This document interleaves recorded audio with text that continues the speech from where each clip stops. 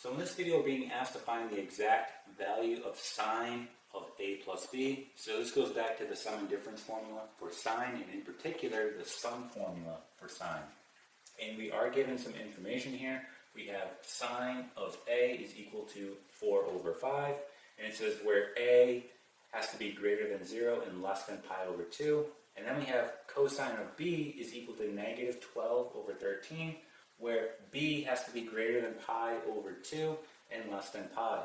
So what we want to do first here is we want to go ahead and write out the sum formula for sine. So we want to go ahead and expand it out.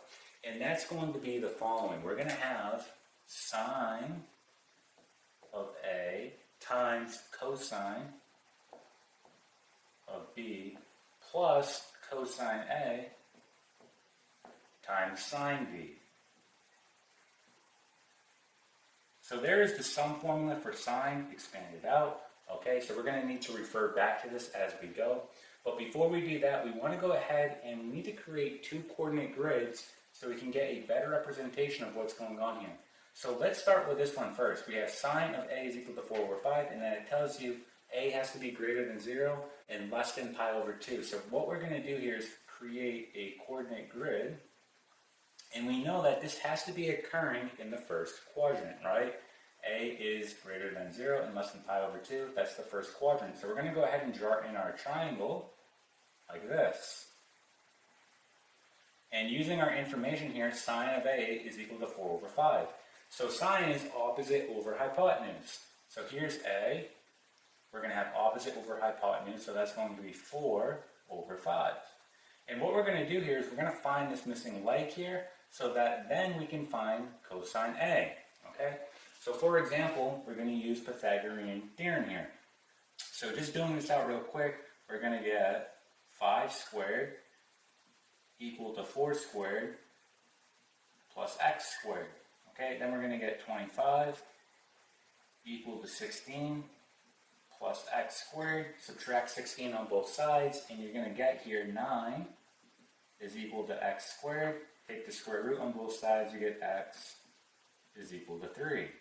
So this leg here is going to be 3, and now with this information we can find out what cosine of a is. So let's go ahead and list that out.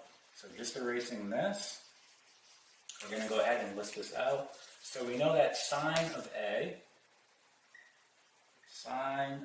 is equal to 4 over 5.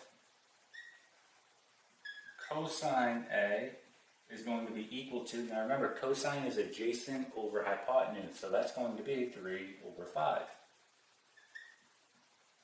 Okay, we're going to do the same thing here now. So let's create a second coordinate grid, just like this.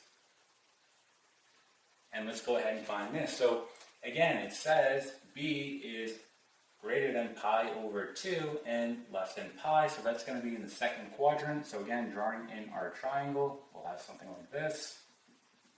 So here is angle B, and again, cosine is adjacent over hypotenuse. So here we go, we have negative 12 over 13. We want to find this missing leg here. We're going to do the same thing. We're just going to use Pythagorean Theorem. So doing that, we're going to get 13 squared equal to negative 12 squared plus x squared. Again, we're just calling this side here x. All right, and here we're going to get 169 equal to 144 plus x squared. Subtract 144 on both sides, and you get 25 is equal to x squared. And we know that if we take the square root on both sides, we're going to get 5 here. X is going to be equal to 5. So our side here is going to be 5. And now we can use this information to figure out what sine b is going to be. So let's erase this and let's list out what we know. We know that cosine of b is equal to negative 12 all over 13. Sine of b, well again, sine is going to be opposite over hypotenuse, so 5 over 13. From here, we now have all the information we need to figure out what sine of a plus b is. Here it is expanded out. We're just going to fill in our information here. Okay, so let's do this in a different color. I'll just put it in right here. So starting with sine of A, that's going to be 4 over 5. So we get 4 over 5. Then cosine of B, that's negative 12 all over 13. Then we get plus cosine of A, that's going to be 3 over 5. Okay. And then sine of B, that's 5 over 13. And so just looking at this quickly, I can see that I can cross reduce here, my 5, so those cancel out. And let's go ahead and just go left to right here. So 4 times a negative 12, that's negative 48. 5 times 13 is 65. Plus 3, this is really 1 now, so we just get 3. So 3 times 1 is 3. And then again, 1 times 13 is 13. So we're almost done. What we want to do at this point is we want to combine our fractions here, so we need a common denominator. So looking at this quickly, I can see that I have a 13 here. I can turn that into a 65 if I multiply by 5 here.